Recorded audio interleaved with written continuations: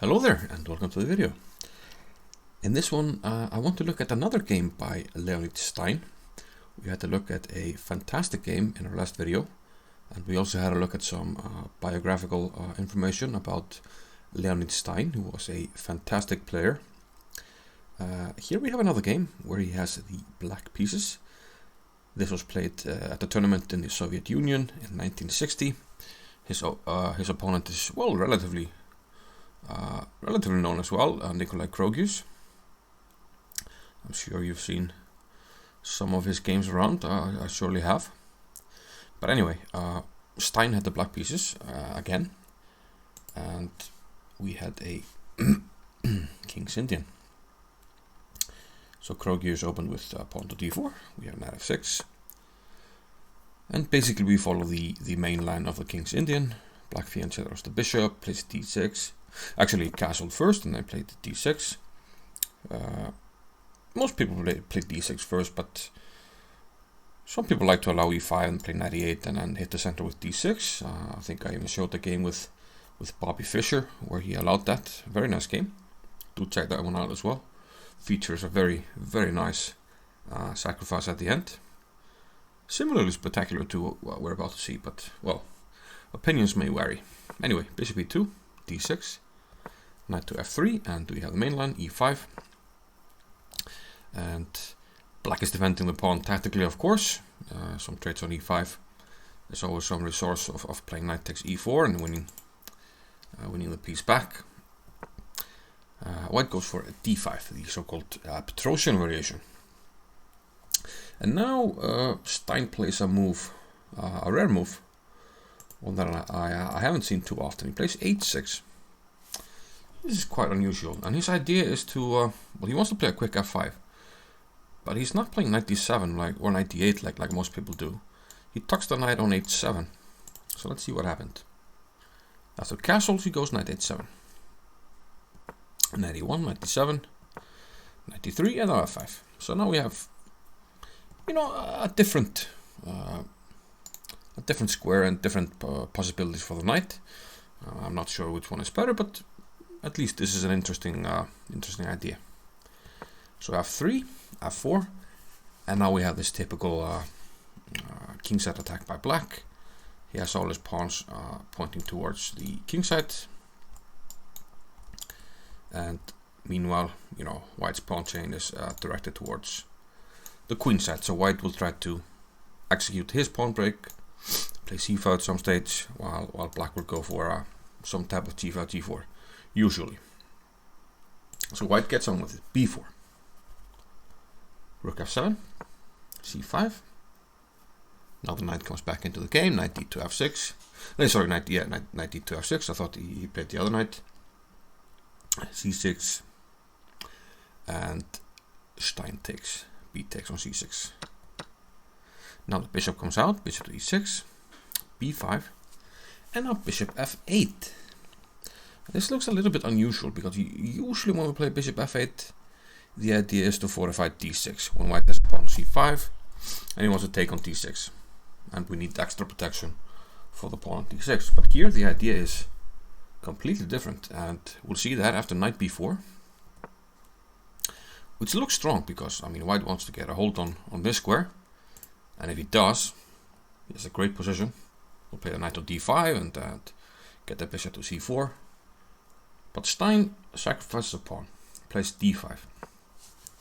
And now we see the idea of bishop f8. He's hitting the knight. Okay, the knight can take the pawn, but not bishop c5. And this is an excellent diagonal for the bishop. The king must go to the corner. And now here comes the knight, knight h5. And we already see some tactical opportunities arising. If white plays a bad move, let's say, for instance, move like bishop d2. Now we can hit him with the Karpov choke, which you should know if you watch my pattern recognition stuff. Knight g3, and white is simply too late to cover the h-file. If g4, queen here, and mate. So in the game, white actually played queen e1. So he's covering h4. Very important. knight g3 was nonetheless played by Stein, and queen g5. Of course, he realized he's not mating, but he just wanted to open the h-file. Because this bishop is so strong, he figures, okay, if I get something on the h-file, it's gonna be mate. So h5, he wants to open the h-file. g3. Great move, and the only move to defend actually. H takes g4. And now we have a new threat. Check and checkmate. Kind of a triangle mate down here. Queen triangle, which we already covered. So white tries to run, king g2. Now if you put the queen here, there's going to be a rook on the h-file. So first we double on the f-file. Note that Stein is down a piece. Bishop d2. Queen h6, threatening mate, so only one move. Rook h1. And queen back to g7. It is a piece, but you know, the pressure is very, very difficult to deal with. Black is maybe threatening not to take here and then take this, so white tried to, well, ease the pressure with g takes f4. And now rook d1, trying to get more pieces into the game. g5 now by black. And e5 by white. Trying to open up some avenues for his pieces. Maybe get a knight on e4. And here, the best for black is probably g takes f3, followed by g4. And we have a very interesting and very complicated game. The move played in the game, queen takes e5, might be not the best move, but if he had not played it, we would not have gotten the brilliance we were about to see. So white can probably play bishop d3, and with absolutely best play, should be able to get a kind of a liquidate and be up a piece, but it would still be very complicated. But he kind of blunders here with f takes g4. And here comes the absolutely spectacular move that that white played.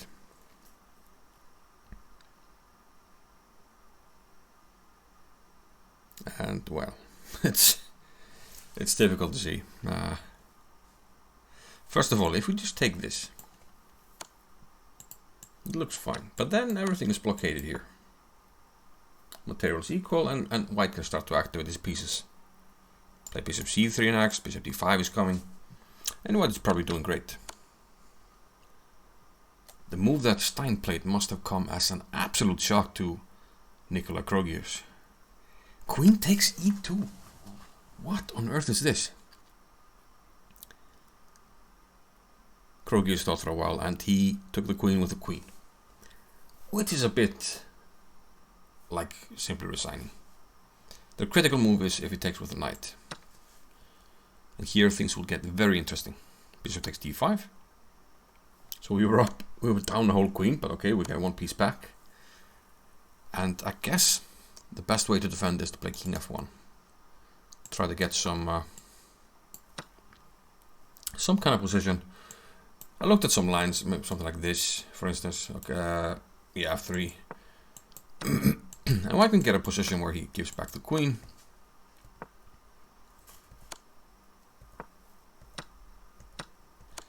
Something, no. Yeah, this one, okay. It's very complicated. Actually, I thought he would give back the queen, but that's not the line. But as you can see, it's very complicated. But black is doing well in all those lines. Also, if king h2 or h3, we're going to have knight f6, and then rook h7. And white has to find some kind of sacrifice, knight g3 or knight takes f4, not to get mated. And these lines are good for black. But the white can fight in some of them. However, after queen takes e2, white took with the queen. And now f3 check, and here we just win the queen back. And we keep a devastating attack. And in fact, after knight e4, there's now bishop h3. And yeah, the material balance swings in black's favor.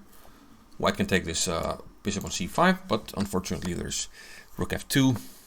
And then we take this, the knight is hanging. And well, white goes for some desperation here, but it's simply not working. Rook g2.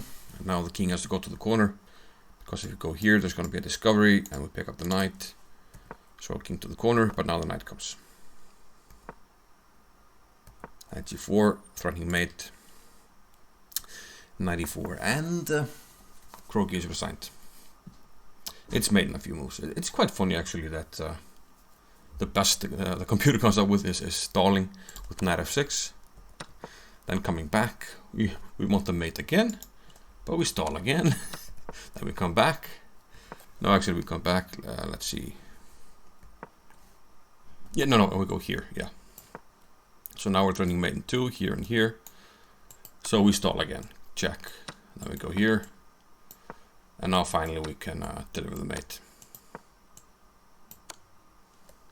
So yeah, another pretty epic game by Stein, and yeah, this move is definitely one for the ages. Queen takes e2. I think normal people would go for this and probably be worse, but this truly spectacular and yeah, worthy of being perhaps Stein's immortal. Who knows? Anyway, a good game that I enjoyed. Hope you enjoyed it as well, and hope to see you in another chess video. Thank you. Bye bye.